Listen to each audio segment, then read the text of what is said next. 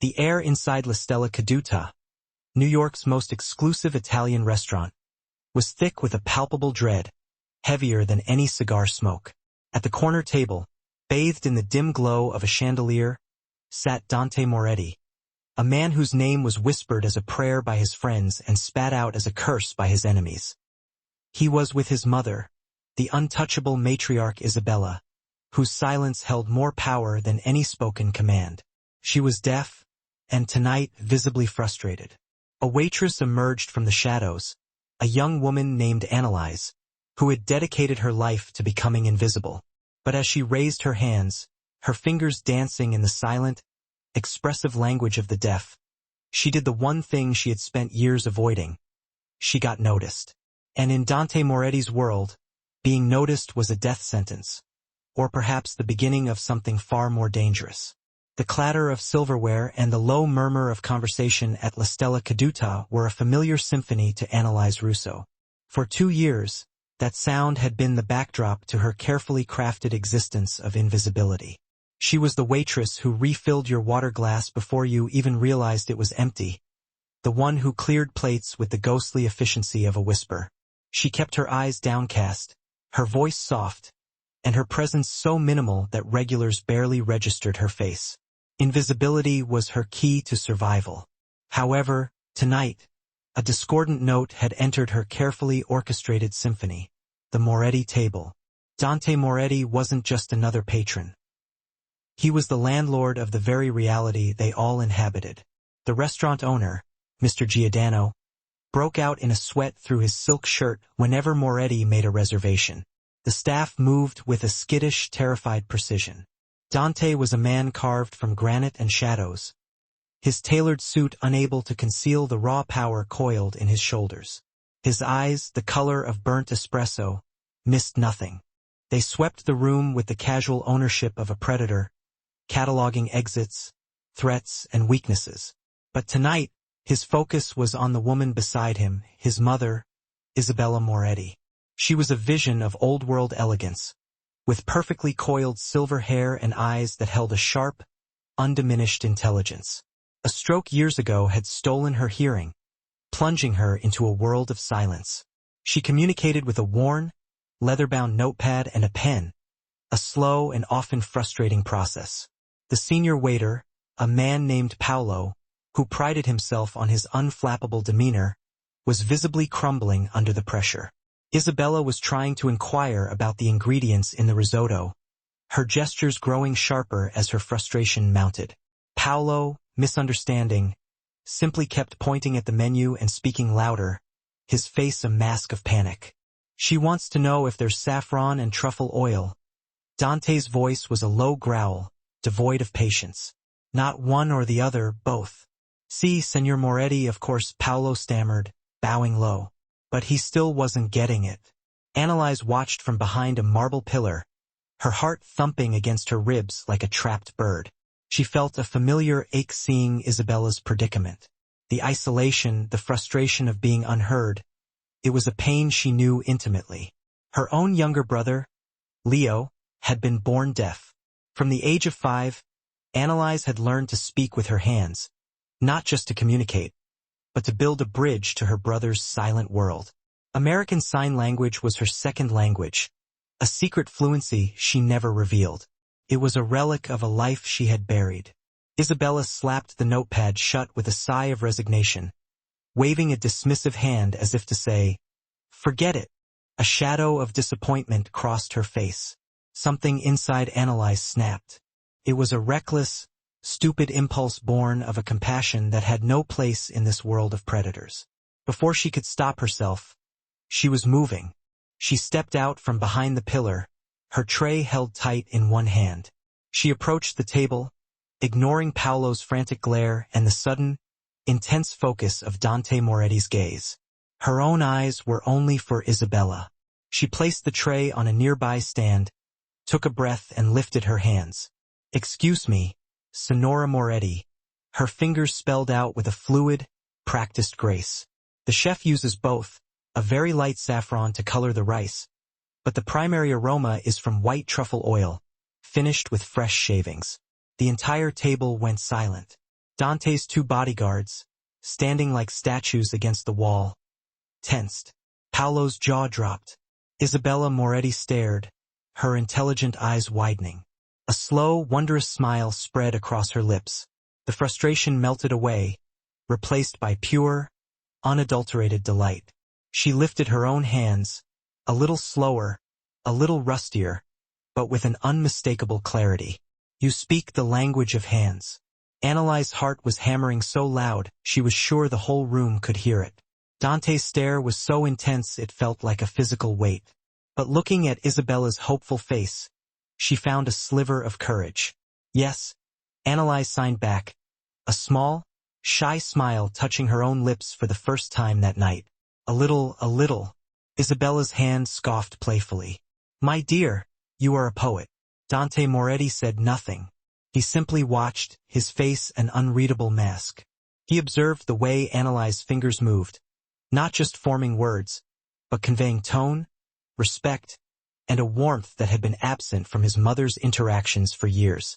He saw the genuine light in his mother's eyes, a light he hadn't seen since before her illness. He watched this mousy, forgettable waitress transform into someone luminous.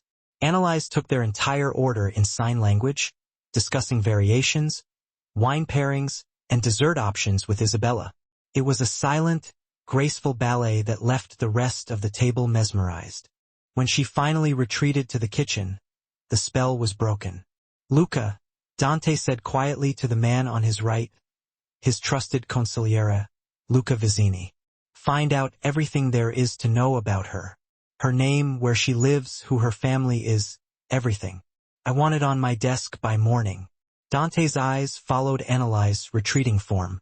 The order was simple, but the tone was not. It wasn't a request for a background check on a new employee. It was the command of a king who had just discovered an unexpected jewel in his kingdom and intended to possess it. Annalise, trembling as she placed the order with the chef, had no idea that her small act of kindness had just shattered her carefully constructed invisibility. She had stepped out of the shadows and into the blinding, dangerous light of Dante Moretti, and in his world, there was no going back. The next day, Annalise's life was irrevocably altered.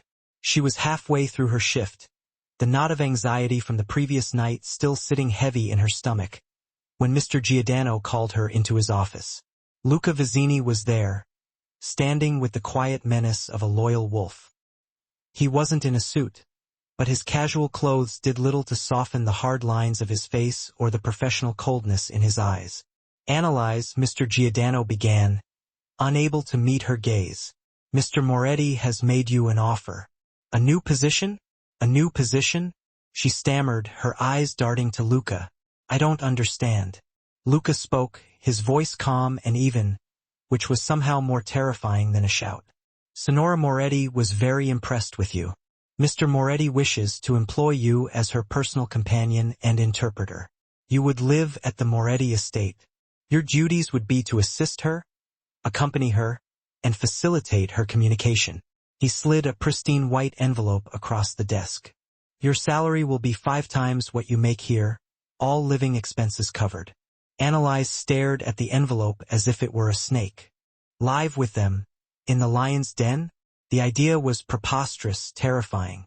Her entire life was built on avoiding men like Dante Moretti, men whose power was rooted in violence and fear.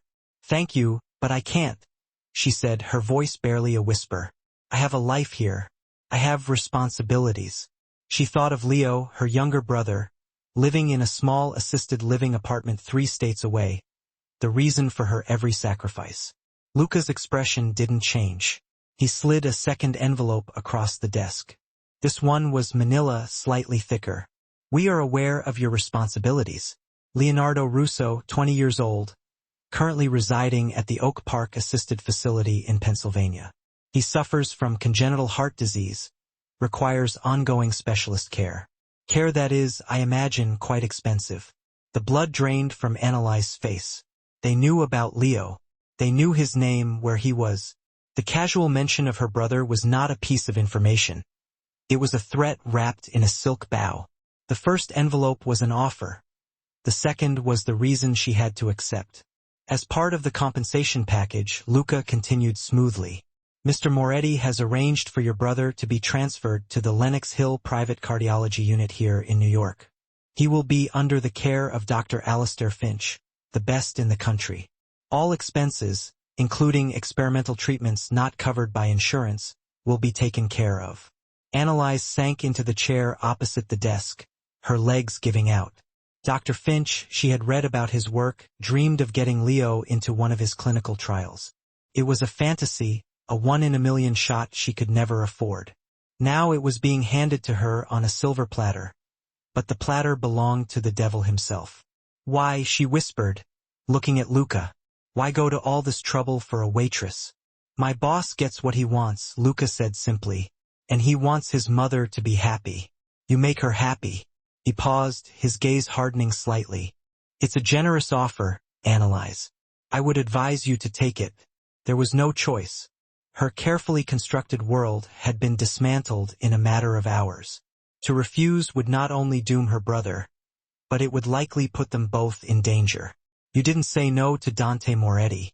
2 days later, a black car, silent and imposing, collected her from her tiny apartment. Annalise arrived at the Moretti estate, a sprawling stone fortress overlooking the Hudson River. It was beautiful, opulent, and as welcoming as a mausoleum. Her first few weeks were a blur of disorientation.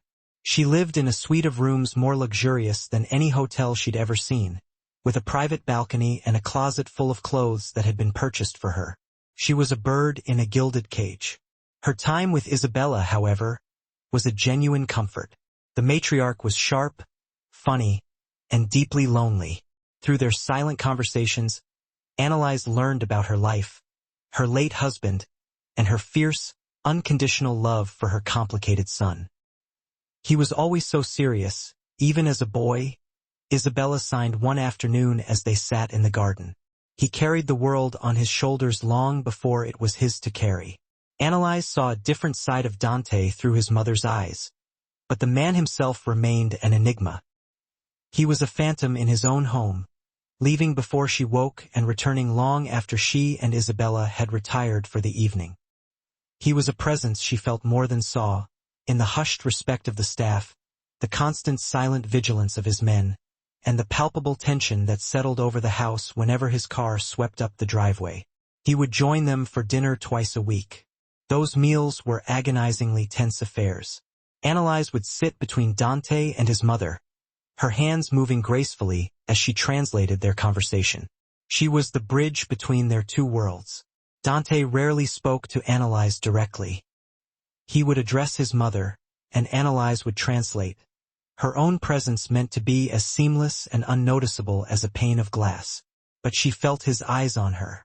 She felt his gaze linger on her hands as she signed, on the curve of her neck when she looked at his mother, on her face when she smiled at something Isabella said. One evening, Isabella was recounting a funny story about Dante as a child, involving a stolen pastry and a very angry nun. Annalise, translating the tale, couldn't help but let a genuine, uninhibited laugh escape her. The sound was bright and clear in the quiet dining room. Dante, who had been listening with a stony expression, stopped eating, his eyes locked on hers. For a single, breathless moment, the predator was gone, replaced by something curious, something almost soft. A flicker of a smile touched the corner of his mouth before it vanished. He cleared his throat and addressed his mother, but his eyes remained on Annalise. Tell her, he said, his voice a low rumble. The nun caught me. I had to scrub the entire convent floor as penance. Annalise's hands froze midair. He had spoken to his mother, but the words were for her. It was the first time he had acknowledged her as more than just a tool, more than an interpreter. She translated his words for Isabella, but a strange, terrifying warmth spread through her chest. It was a dangerous feeling, this spark of connection to a man who represented everything she feared. She was supposed to be invisible, a ghost in his machine. But the longer she stayed in the gilded cage, the more she felt herself being seen, and the more she looked back. Life within the Moretti estate settled into a strange rhythm. Days were spent with Isabella, Walks in the meticulously kept gardens, visits to private galleries, quiet afternoons reading in the vast library. Annalise became Isabella's confidant, her window to the world. In turn, Isabella became the mother figure Annalise had lost so long ago. The bond between them deepened, forged in silence and mutual understanding. Annalise's relationship with Dante, however, remained a delicate dance of distance and unnerving proximity. He was a man of discipline and control, yet she began to see the cracks in his armor. She saw him in the early mornings alone on the terrace, a solitary cup of coffee in hand, staring out at the river with a weight in his eyes that had nothing to do with business and everything to do with the burden of his name. One night she couldn't sleep. The house was unnervingly quiet. Drawn by a sliver of light from under the library door, she padded silently down the hallway. She peeked through the small gap where the heavy oak door was slightly ajar. Dante was inside, but he wasn't working. On the large mahogany desk, amidst spreadsheets and ledgers, lay a worn, leather-bound book. He was tracing a line of poetry with his finger, his expression unguarded, melancholic. Annalise recognized the book. It was a collection of Italian poetry his mother adored. He was reading a piece by Petrarch, one Isabella had told her was his late father's favorite. He looked up suddenly, as if sensing her presence. His eyes met hers through the crack in the door. She froze, expecting anger, a harsh command to leave. Instead, his face held only a profound weariness. He didn't speak, just held her gaze for a long moment before looking back down at the book. Annalise retreated, her heart pounding. She had seen the man behind the mask, a son mourning his father, a man seeking solace in silent words. The monster was becoming dangerously human. Her brother Leo was thriving under Dr. Finch's care. Their weekly video calls were the anchor to her old life. "They have me on this new medication, Anna," he'd said last week, his voice stronger than it had been in years. His hands flew as he spoke, a habit from their childhood. "The doctor says my ejection fraction is up. Can you believe it?" "That's amazing, Leo," she'd replied, a lump in her throat. This was what it was all for. This was why she slept in the house of a killer. "This place is incredible," he continued, "but the security is tighter than Fort Knox. Who is this Mr. Moretti anyway? Some kind of philanthropist?" Annalise's smile was brittle. "Something like that." The lie tasted like ash. Her gilded cage was built on a foundation of violence, and the whispers were impossible to ignore. She would hear snippets of conversations from Luca and the other men, mentions of the Santoro problem, a shipment at the docks. Making an example. Each phrase was a chilling reminder of the world she was now a part of. The Santoro problem seemed to be escalating. Marco Santoro, the ambitious and ruthless head of a rival family, was making a power play. He was encroaching on Moretti territory, and the tension was palpable. One evening, Dante came home late, a dark bruise high on his cheekbone and a split lip he did nothing to conceal. He walked straight past Annalise and his mother in the foyer without a word, the fury rolling off him in palpable waves. Later that night, Annalise was in the kitchen getting a glass of water when he entered. He moved to the sink, splashing cold water on his face. She saw the raw anger in the set of his jaw, but also a flicker of pain. On impulse, she dampened a clean cloth and held it out to him. "For your lip," she said softly. He turned, his dark eyes boring into hers. For a moment she thought he would lash out. Instead, he took the cloth, his fingers brushing hers. The brief contact was like an electric shock. He pressed the cloth to his mouth, wincing slightly. "Thank you," he murmured, his voice rough. "Is everything all right?" The question was foolish. "Of course it isn't," he gave a short, harsh laugh. "Everything is exactly as it always is." He looked at her then, a strange intensity in his gaze. "You shouldn't be here, Annalise. In this house, in this life. You're the one who brought me here," she retorted, her fear momentarily eclipsed by a spark of defiance. "Yes," he admitted, his voice dropping lower. It was a selfish decision." He took a step closer, the space between them shrinking. She could smell the faint scent of iron and expensive cologne. My mother. She shines when you are with her. But this world, it tarnishes everything beautiful. His eyes dropped to her hands, which were clasped nervously in front of her. He reached out not to touch her, but to hover his fingers just above hers. These hands, he said, his voice a near whisper. They create bridges. They speak truth. He drew back his own hands, clenching them into fists. These are my hands. They only know how to break things. He pulled back abruptly, the mask of the dawn sliding back into place. Go to bed, he ordered, his tone once again harsh and dismissive. It's late. Annalise fled, her body trembling. He was right. She didn't belong here. But the terrifying truth was she was no longer sure she wanted to leave. Her fear of him was slowly, dangerously, being replaced by a complex tangle of compassion, fascination, and a burgeoning attraction she refused to name. A week later, Luca Vizzini approached her while she was arranging flowers in the sunroom. His expression was grim. I need to ask you a question, he said, his tone devoid of pleasantries. Your name, Russo. Are you related to Alberto Russo? Annalise felt the blood freeze in her veins. Her throat went dry. Alberto Russo. The name of the father she barely remembered, the name she had shed along with her old life, the name of the man whose death had sent her and Leo into hiding. He was my father, she managed to say, her voice a thread. He died when I was a child. Luca's eyes narrowed. Your father was a bookkeeper. Do you know who he worked for? The gilded cage had just become a trap, and Annalise knew with sickening certainty that the door had just slammed shut behind her. She was the daughter of a ghost, and his past had finally come to claim her. He worked for the Santoro family. The words came from Luca, but they echoed in Annalise's mind with the force of a gunshot. Her carefully constructed facade crumbled into dust. The secret she had protected for over a decade was out. She stared at Luca, her face a pale mask of terror. How did you find out?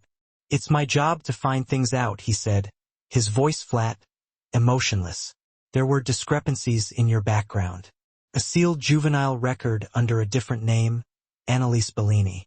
A social security number issued 16 years ago, not 22. It wasn't hard to connect the dots. Alberto Russo, aka Albert Bellini, a bookkeeper for the Santoros who turned federal witness. He and his family were put into witness protection, but the Santoros found him anyway. A car bomb. You and your brother were the only survivors. Every word was a hammer blow, resurrecting the trauma she had fought so hard to bury. The screech of tires, the blinding flash, the smell of burning gasoline. The memory was a phantom limb, always aching. Dante knows, she whispered, her hands beginning to tremble. He knows, Luca confirmed. He's waiting for you in his study. Walking to Dante's study was the longest walk of her life. Each step was heavy with dread. She was the daughter of a rat. In their world, that was the ultimate sin, a betrayal punishable by death. The kindness she had been shown, the safety of Leo, the fragile, budding connection with Dante. It was all a lie, and the bill had just come due. She entered the study without knocking. Dante was standing by the window, his back to her, staring out at the gray, churning river. The room was silent, save for the ticking of a grandfather clock. You lied to me, he said, his voice dangerously calm. He didn't turn around. I didn't lie, she said, finding a sliver of strength. I omitted.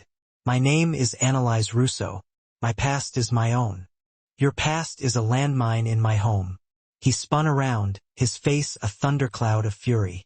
The control he so carefully maintained was gone, replaced by raw, cold rage. Your father worked for Marco Santoro's father. He betrayed them. He sang to the feds. Do you have any idea what that makes you? It makes me the daughter of a man who did the right thing. She shot back, her own fear igniting into anger. My father saw the filth and the violence, and he refused to be a part of it. They killed him for it. They tried to kill my brother and me. We've been running our entire lives. I did what I had to do to survive, to protect Leo by running straight into the arms of his rival. Dante sneered, advancing on her. What were you planning? Analyze? Were you sent here by Marco? Are you a spy, feeding him information about my mother? My business? The accusation was so vile, so far from the truth, that it knocked the air from her lungs. No, how can you even think that? It's my job to think that. It's how I stay alive, he roared, slamming his fist on the sound echoed in the silent room, bouncing off the heavy mahogany desk. Everyone has an agenda. Everyone wants something from someone. What do you want? Analyze? Tears, a mixture of frustration and pure terror, streamed down her face, leaving glistening trails on her skin. I wanted my brother to live a normal life, she thought miserably. I wanted a life where I wasn't constantly glancing over my shoulder, anticipating the next threat.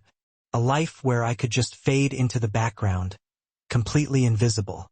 Her voice cracked with emotion. You're the one who dragged me out into the light, she accused him, her voice thick with unshed tears. You're the one who wouldn't let me disappear. He stood directly in front of her now, close enough that she could clearly see the conflicting emotions warring in his eyes. There was fury, a palpable sense of betrayal, and something else, something much deeper that he was desperately trying to conceal, shielding it from her view. My father, she continued, her voice dropping to a raw, barely audible whisper, was a good man trapped in a bad world. He was a simple bookkeeper, not a cold-blooded killer, no matter what they told you.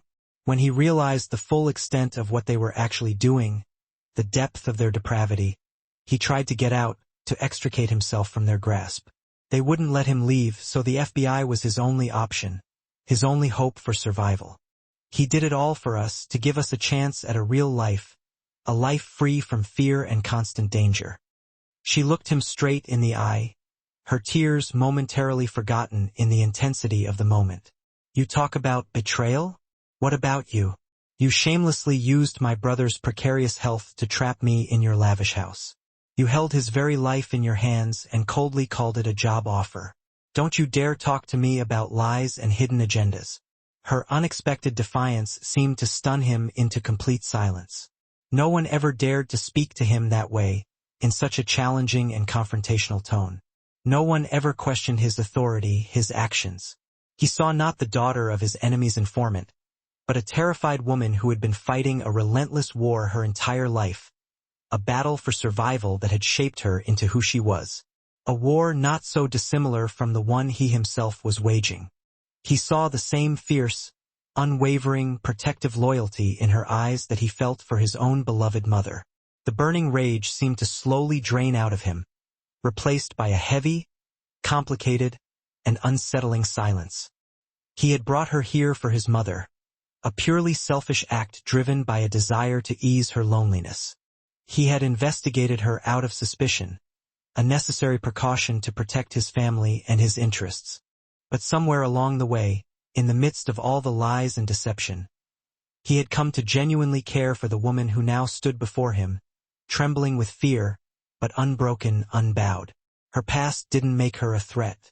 It made her a survivor, and it put her in more danger than she could possibly imagine. If Marco Santoro ever discovered her true identity, who she really was, he wouldn't rest. He wouldn't stop until he'd finished the job his father had started years ago. Dante reached out, his hand hesitating for just a moment before he gently wiped a stray tear from her cheek with his thumb, his touch surprisingly tender. The unexpected gesture was so incredibly tender, so completely at odds with his usual demeanor, that it made her flinch slightly. Marco cannot find out who you are, he said, his voice low and serious, conveying the gravity of the situation. If he knows Alberto Russo's daughter is alive and living under my roof, he'll see it as a direct message, a deliberate challenge. He will come for you, Analyze, and he won't hesitate. What are we going to do?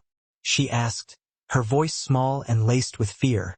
Dante's expression hardened once again, but the simmering anger was no longer directed at her. It was aimed outward at the ruthless world that constantly threatened to harm those he cared about. You are not going anywhere, he stated, his voice leaving absolutely no room for argument or dissent. From this moment on, you are under my protection. No one will harm you, Analyze. I will not allow it. It was not a request. It was not a suggestion. It was a vow, a solemn promise made with unwavering conviction. In that pivotal moment, Annalise realized that the true nature of her gilded cage had irrevocably changed. It was no longer just a prison of obligation, a place where she was forced to stay. It had become a fortress, a sanctuary, and the man she had initially feared as her captor had just declared himself her sworn protector, her shield against the dangers that lurked in the shadows.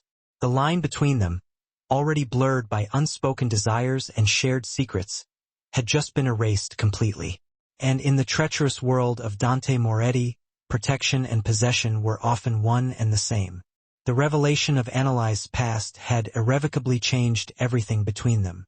The previously unspoken tension that hung heavy in the air between her and Dante was now replaced by a charged, palpable connection, an undeniable current of attraction that neither of them could ignore.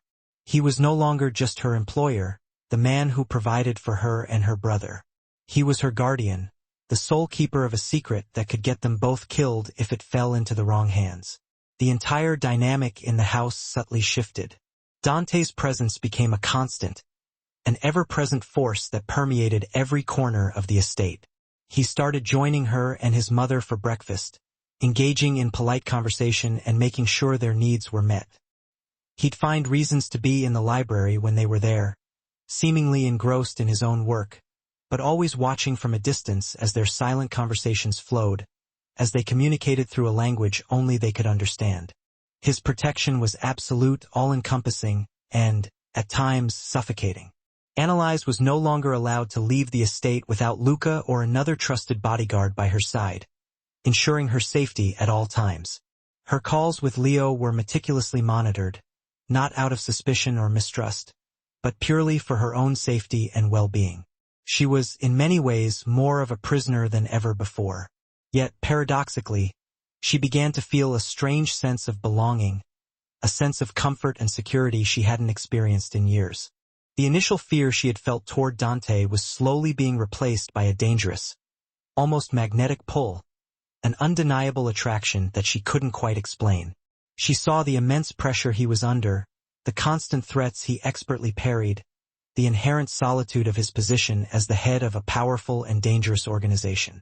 He was a king on a chessboard, surrounded by enemies on all sides, and she and his mother were the two precious pieces he would willingly sacrifice his entire army to protect. One rainy afternoon, she found him in the conservatory, a glass-walled room filled with his mother's beloved orchids, a tranquil oasis within the imposing estate.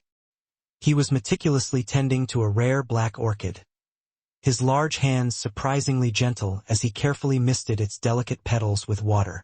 "My mother loves these," he said without turning around, his voice soft and contemplative. "She says they're like us Morettis. Beautiful, difficult, and they thrive in the shadows, hidden away from the judging eyes of the world." Annalise stood silently in the doorway, watching him with a newfound sense of understanding. "She told me you built this conservatory for her after she lost her hearing," she said quietly. "She said you wanted her to have a place where the silence was beautiful, a place where she could find peace and solace." He finally turned to face her, a small, sad smile playing on his lips. "It was the only thing I could think of to give her, the only way I could think of to bring her some joy after such a devastating loss. I can't give her back the world of sound, but I could give her this." "You gave her a world, Dante," Annalise said softly, her voice filled with genuine emotion. "And you gave me back to her. You brought us both together." He stepped closer, the scent of damp earth and rain clinging to him, a comforting and familiar aroma. "No, Annalise, you did that all on your own. You brought her back to life, back to herself." His eyes searched her face, as if looking for some hidden truth. "Are you afraid of me?" The question hung heavy in the humid air between them, thick with unspoken desires and unacknowledged fears. A month ago, the answer would have been an unequivocal yes, without hesitation. Now, however, it was far more complicated, a tangled web of emotions she couldn't quite unravel. "I'm afraid of what you do," she answered honestly, her voice barely above a whisper. I'm afraid of the world you command, the violence and danger that surrounds you. But I don't think I'm afraid of you, Dante, the man behind all of that. His gaze dropped to her mouth, and her breath hitched in her throat. The air crackled with unspoken words, with a palpable tension that had been building between them for weeks, threatening to erupt at any moment. He lifted a hand as if to touch her cheek, to caress her skin, but then let it fall back to his side, as if restraining himself. The control was back, the iron will that kept his kingdom in order, the rigid discipline that governed his every action. "Good," he said, his voice gruff as he stepped away, putting a safe distance between them. Fear makes people careless, analyze, clouds their judgment and makes them vulnerable. The threat from Marco Santoro was escalating rapidly. A Moretti warehouse was torched, reduced to ashes. A key lieutenant was ambushed, though he miraculously survived the attack. It was a clear declaration of war, a blatant challenge to Dante's authority. The atmosphere in the house grew heavier, more oppressive. The guards became even more vigilant, their eyes constantly scanning the surroundings for any sign of danger. Annalise could feel Dante's stress like a tangible, physical force, a dark cloud hanging over them all. He was sleeping less, his temper shorter with his men, though never with her or his mother. One evening, a massive thunderstorm rolled in, shaking the old house to its very foundations. Annalise had always hated thunderstorms. They reminded her of that terrible night, the night her life had been irrevocably changed. She was in her room trying to read when a particularly loud clap of thunder made her jump, sending her book flying across the room. A few moments later, there was a soft knock on her door. It was Dante. He held 2 glasses and a bottle of expensive scotch. "My mother is a heavy sleeper," he said by way of explanation, his voice low and soothing. "I find this helps with the noise, drowns out the thunder." He walked in and poured a generous amount of scotch into each glass, handing one to her. She took it, her fingers brushing his, sending a jolt of electricity through her veins. He didn't move away. He stood before her, the storm raging outside, mirroring the different kind of storm brewing between them. "Santoro made another move tonight," he said, his voice low and grave. "He tried to hit one of my restaurants. My men were ready for him." "Was anyone hurt?" she asked, her voice trembling slightly. "He lost 3 men," he replied, his voice detached, almost clinical.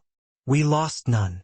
He said it with the detached air of a general reporting casualties on a battlefield. He took a long drink of his scotch, the amber liquid catching the light. "He's getting desperate, Annalise. He knows I'm stronger, so he's looking for a weakness, something he can exploit." His eyes met hers, and the unspoken words screamed in the silence. "You are the weakness. My mother is the weakness." "Dante," she began, her heart aching for him, for the immense burden he carried on his shoulders. He set his glass down on the nearby table and reached for her, his hands cupping her face, his thumbs gently stroking her cheekbones. The touch was electric, a jolt of lightning that had absolutely nothing to do with the storm raging outside. "I brought you into this," he whispered, his voice thick with an emotion she couldn't quite name. "Regret? Longing? It was the most selfish, reckless thing I've ever done. And God help me, it's the only thing I don't regret." And then he kissed her. It wasn't a gentle, tentative kiss. It was desperate, hungry, a raw and visceral release of all the pent-up tension, all the underlying fear, all the unspoken longing that had been arcing between them for months, threatening to consume them both. It was the kiss of a man starved for something pure and good in a world of darkness and corruption. Annalise, to her own utter shock and surprise, didn't pull away. She leaned into him, her hands coming up to grip his arms, kissing him back with an equal, startling ferocity, matching his intensity. It was a kiss that sealed their fates, binding them together in ways they couldn't yet comprehend. It was a confession, a promise, and a terrible, beautiful mistake all rolled into one. When they finally broke apart, breathless and shaken, they stared at each other, the stark reality of what they had just done slowly settling around them. "Annalise," He breathed her name like a prayer, his voice filled with a mixture of awe and disbelief. Before either of them could say another word, Dante's phone buzzed violently on the nightstand, shattering the fragile moment. He ignored it, hoping it would stop. It buzzed again, insistent and demanding. With a muttered curse, he snatched it up. It was Luca. Dante's face hardened as he listened, the brief moment of vulnerability vanishing as quickly as it had appeared, replaced by his usual guarded expression. "What?" He snarled into the phone, his voice sharp and impatient. His body went rigid, his muscles tensing. He looked at Annalise, and the look in his eyes made her blood run cold. It was a look of pure, unadulterated dread, a look she had never seen on his face before. "He has her," Dante said, his voice a dead, hollow whisper that sent shivers down her spine. "Santoro, he has my mother." The news landed like a physical blow, knocking the wind out of her lungs. Dante's grief and rage were terrifying to behold, a tempest of emotions threatening to consume him. He swept a lamp off a nearby table, shattering it against the wall in a single violent outburst, a desperate attempt to release the storm raging inside him. Then, just as quickly, he became ice-cold and controlled. His orders were clipped, precise, and deadly, barked into the phone with ruthless efficiency. Men mobilized, phones rang incessantly, and the Moretti estate instantly transformed into a war room, buzzing with activity. Annalise stood frozen in the middle of his room, the ghost of their recent kiss still lingering on her lips, now tainted with the metallic taste of fear and regret. This was her fault, she thought miserably. Santoro must have found out about her true identity. He was using Isabella to get to Dante, but she was the ultimate cause, the catalyst for this entire chain of events. Luca burst into the room, his face grim and etched with worry. "He's made contact. He wants a meeting. The old Red Hook Canary. Midnight. He says to come alone." "It's a trap," Dante growled, pulling on a black jacket and checking the magazine of a handgun with cold, efficient movements. "Of course it's a trap," Luca agreed grimly. "He also said to bring the girl, Alberto Russo's daughter." Annalise gasped, her hand flying to her mouth. It was true. He knew everything. "You will do no such thing," Dante snarled at Luca as if he were the one who had suggested it. "She doesn't leave this house. He said if she's not there, he'll send Signora Moretti back in pieces." Luca relayed, his voice heavy with dread. Annalise stepped forward, her mind racing, trying to find a solution, any way to help. "You have to take me," she said, her voice shaking but surprisingly firm. "If I'm what he wants, you have to use it. It's the only leverage you have." "Absolutely not," Dante shot back, his eyes blazing with a protective fury. "I am not trading you for my mother, Annalise. I will get them both back. I promise you." "Dante, listen to me," she pleaded, grabbing his arm. He stopped, looking down at her hand, his expression softening slightly. "He thinks I'm your weakness. Let him think that. He'll be focused on me, trying to exploit my vulnerabilities. It might give you an opening, a chance to surprise him." He stared at her, torn between his primal instinct to lock her away in the safest room in the house, to protect her at all costs, and the cold, tactical logic of her words, the undeniable truth that she held the key to saving his mother. She was right. Santoro's obsession with her, with avenging her father's perceived betrayal, was a powerful psychological tool, a weapon he could use against them. "I go," she said again, her resolve hardening, her fear slowly being replaced by a steely determination. "But not as a hostage, Dante, as a player in this game." Midnight at the Red Hook Canary was as grim and desolate as it sounded. The air hung heavy with the smell of rust, brine, and decay, a testament to the building's long and neglected history. Rain slicked the corrugated metal walls, adding to the overall sense of foreboding. Marco Santoro stood in the center of the vast, cavernous space, flanked by a dozen of his men, all armed and dangerous. He was younger than Dante, with a viper's smile and restless, cruel eyes that constantly darted around the room. Tied to a chair in the middle of the room, looking small and frail under the harsh industrial lights, was Isabella Moretti. She was gagged, but her eyes were wide open, sharp, and filled with silent defiance, refusing to show any fear in the face of danger. Dante and Luca entered from the far end, Annalise walking bravely between them. She had never felt such intense terror in her entire life, but she forced her chin up, her gaze fixed on Isabella, trying to project an image of strength and determination. "Moretti, you came," Marco called out, his voice echoing through the vast space. "And you brought the little rat spawn. A family reunion of sorts." He gestured to Annalise with a dismissive wave of his hand. "Her father cost my family everything, Moretti. It's only fitting that his daughter pays the final price. Let my mother go, Marco." Dante's voice was a low growl, vibrating with controlled violence. "This is between you and me. Leave her out of this." "Oh, it's about all of us now, Dante. Don't be naive." Marco laughed, a cruel and unsettling sound. "See, I've learned from my father's mistakes. He let this one," he gestured to Annalise, "slip away. Loose ends have a way of unraveling everything. I won't make the same mistake." He pulled out a pistol and pointed it casually at Isabella's head, a blatant display of power. "Here's the deal, Dante. You are going to sign over your entire shipping operation at the Brooklyn docks, ceding control to me and my family. And then, for my own personal satisfaction, I'm going to kill the girl right in front of you, making you watch as she takes her last breath. Then maybe, just maybe, your mother gets to go home." It was a suicide mission, and they all knew it.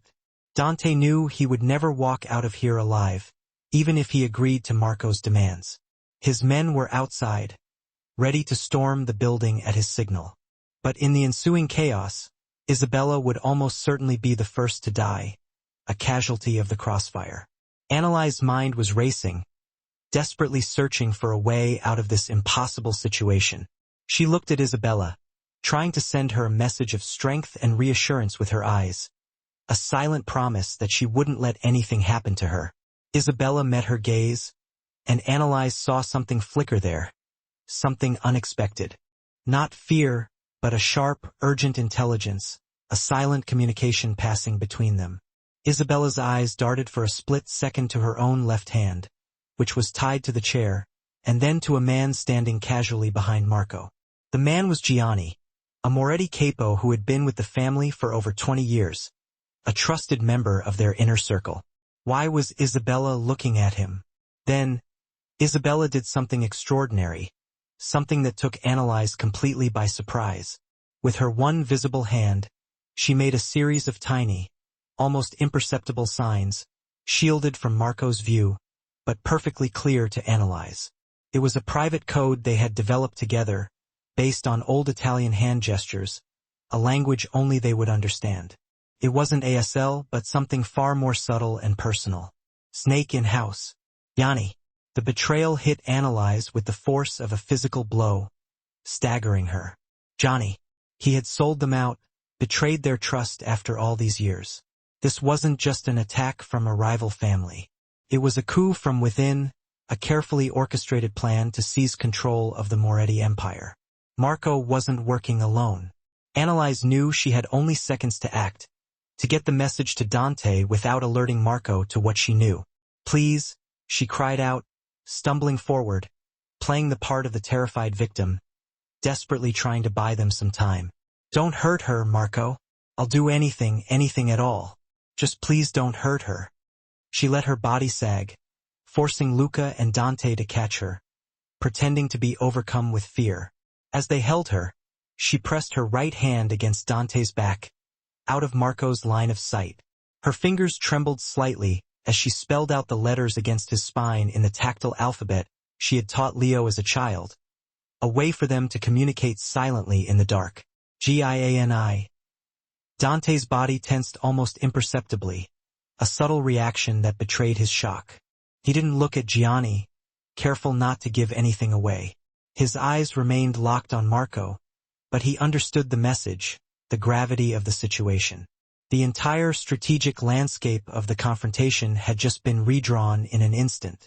"All right, Marco," Dante said, his voice deceptively calm as he gently pushed Analyze behind him, shielding her from harm. You win.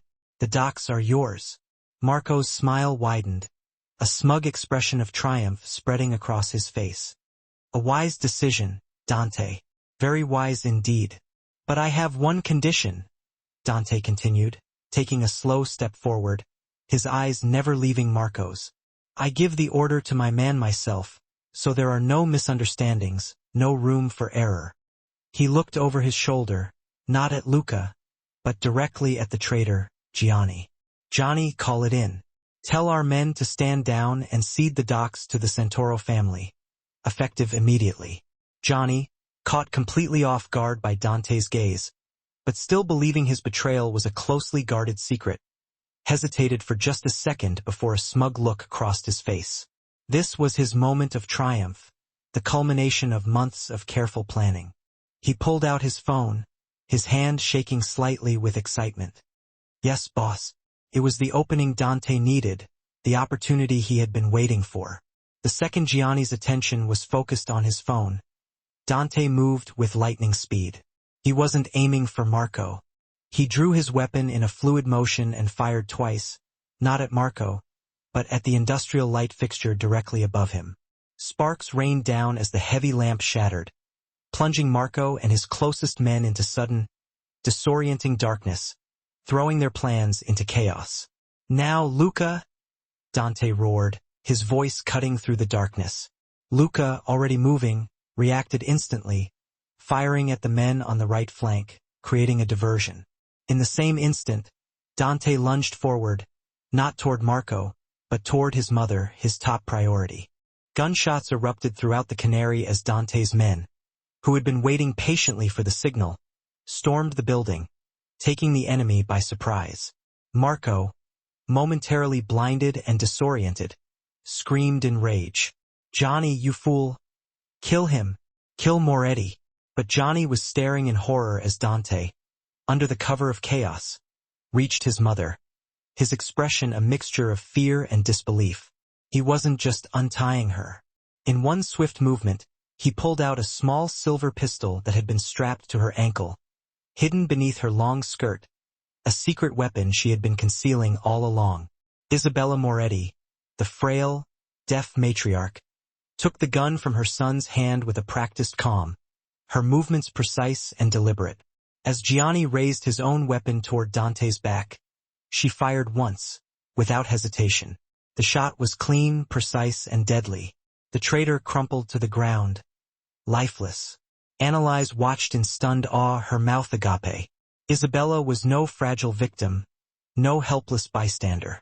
She was a Moretti queen, a silent, watchful lioness who had been patiently waiting for the perfect moment to strike, to protect her family with unwavering ferocity. Her deafness was not a weakness, but a strength. It had made her the most observant person in the room, acutely aware of every detail, every subtle shift in the dynamics of the situation. The firefight was brutal and short-lived. When the echoes of the last gunshot finally faded away, Dante's men were firmly in control.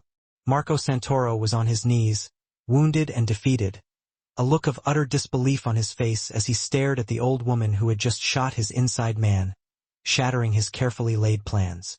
Dante stood over him, his face like thunder, his eyes blazing with righteous anger. He looked at his mother, safe and unharmed. He looked at Analyze, pale but equally unscathed. He looked down at the man who had threatened them both, the man who had dared to touch his family. My mother and my woman, Dante said, his voice deathly quiet, barely a whisper. You aimed for the heart of my kingdom, Marco. You should have known the queen is the most powerful piece on the board. He then delivered the final, brutal checkmate, ending Marco's reign of terror once and for all. The aftermath of the Canary showdown was swift and silent. The Santoro threat was completely neutralized, their organization crumbling without its leader, their power base evaporating overnight. The rot within the Moretti family, personified by Gianni, was cut out with surgical precision, ensuring the stability of their empire. The balance of power in the city's underworld had been violently and definitively restored, solidifying Dante's position as the undisputed king. But in the quiet aftermath of the storm, within the walls of the Moretti estate, a new order was settling, a subtle shift in the dynamics of their world. Annalise was no longer just a companion, a translator, or a protected asset. She was a partner and equal, the architect of their victory. The silent message she had relayed to Dante had saved them all, preventing a catastrophic outcome. She had proven her loyalty not with empty words or hollow vows, but with courage, intelligence, and unwavering resolve under fire. She stood with Dante and Isabella on the terrace, watching the first light of dawn paint the sky over the Hudson River in vibrant hues of pink and gold. The storm had finally passed, leaving the air clean and crisp, carrying the promise of a new beginning. Isabella stood between them, holding one of each of their hands, a silent symbol of their connection. She looked at Annalise, her eyes filled with a profound maternal love and admiration. "I knew from the first moment I saw you," Isabella signed, her movements fluid and strong, conveying the depth of her emotions. "A heart like yours doesn't belong in the shadows, Caramir. It belongs in the light. You are the light in this family, Annalise," she signed, her eyes filled with warmth. Annalise felt tears well up in her eyes, but this time they were not tears of fear or despair. They were tears of gratitude, of acceptance, of finally finding a place where she truly belonged.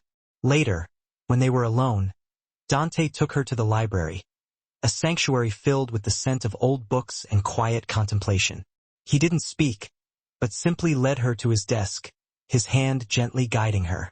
He opened a drawer and took out two things, placing them carefully on the polished surface. A fresh passport and a bank book. "The name on the passport is Annalise Stone," he said, his voice soft and gentle, almost hesitant. "The account has enough money for you and Leo to live anywhere in the world comfortably for the rest of your lives. Dr. Finch has associates in Geneva, London, Tokyo. Leo's care will continue seamlessly, without interruption. No one will ever find you, Annalise. You can be free. You can be invisible again." He placed them on the desk in front of her, offering her the out he had promised himself he would give her. A clean break from his dangerous world. A chance for her to have the normal life she deserved, far away from the violence and darkness that clung to him like a shadow. Annalise looked at the documents, at the name of a stranger staring back at her. She thought of a life without the constant threat of violence, a life of quiet anonymity, a life where she could simply disappear. It was everything she had once wanted, everything she had dreamed of. But then she looked up at Dante, her eyes meeting his. She saw the man who read poetry in the dead of night, the son who built a glass palace for his mother, the protector who had been willing to burn down the entire world to save her. Her life here was undeniably dangerous, complicated, and shadowed by his sins. But it was also the first place she had ever felt truly seen, truly understood, truly valued for who she was. The first place she had ever felt like she had finally found home. She pushed the passport and the bank book back across the desk toward him, her movements deliberate and resolute. "My name is Annalise Rousseau," she said, her voice clear and steady, filled with newfound confidence. "And I am not running anymore, Dante. I'm staying right here." A slow, breathtaking smile spread across Dante's face, transforming his harsh features into something undeniably beautiful. It was the first genuine, unguarded smile she had ever seen from him, a smile that reached his eyes and illuminated his soul. He closed the distance between them, framing her face with his hands, his touch gentle and reverent. "This world will tarnish you, Annalise," he whispered, his voice laced with a mixture of longing and regret. "A final warning, a final chance for you to reconsider." "No," she replied, her gaze unwavering, her voice filled with conviction. "Some things you can't tarnish, Dante. Some things remain pure no matter what." He kissed her then, not with the desperate hunger of their first kiss during the storm, but with a deep, reverent tenderness that spoke of a shared future, a future they would build together. It was a kiss of acceptance, of partnership, of a love forged in fire and sealed in silence. She was no longer the shy waitress hiding in the shadows. He was no longer just the ruthless Mafia boss, ruling his kingdom with an iron fist. They were two halves of a new power, a force built on a unique language of loyalty, sight, and a love that needed no words to express its depth. She had stepped into the gilded cage as a prisoner, but she would now rule it as a queen, standing proudly by his side. The queen of a silent, powerful kingdom, with her king by her side, and the ever-watchful matriarch as their guide, ensuring their safety and stability. The shadows were still there, lurking in the corners, but they no longer held any fear for her. For the first time in her life, they felt like home, a place of belonging and unconditional love. Analyze's journey from an invisible waitress to the queen of the Moretti dynasty shows us that true power isn't always loud and boisterous. Sometimes, it's found in the silent language of the heart, in the unspoken bonds of loyalty and love. She entered a world of danger and darkness to save her brother. But in doing so, she discovered her own strength, her own voice, and a love fierce enough to conquer anything. To triumph over the most desolate and shadowy realms of the underworld, Dante Moretti relied on fear as his weapon of choice. However, it was Analyze's inherent compassion, coupled with Isabella's profound and unspoken wisdom, that truly molded their family into an indomitable and unbreakable force. Their narrative serves as a powerful testament to the notion that the most unassuming and quiet individual in any given room often possesses the capacity to completely revolutionize and reshape the entire landscape. If you found yourself utterly captivated by their compelling story, a tale woven with threads of love, ever-present danger, and the quiet strength that often goes unnoticed, then please don't allow their journey to conclude at this point. Take a moment to demonstrate your support by hitting that like button at the 56 minutes and 56 seconds mark. Furthermore, consider sharing this video with someone who has an affinity for stories brimming with unexpected twists and turns, surprises that they could never possibly anticipate. And above all else, we implore you to subscribe to our channel and be sure to ring the bell icon. We have a wealth of compelling narratives waiting to be unveiled, and we wouldn't want you to miss out on even a single one. We extend our heartfelt gratitude for taking the time to listen,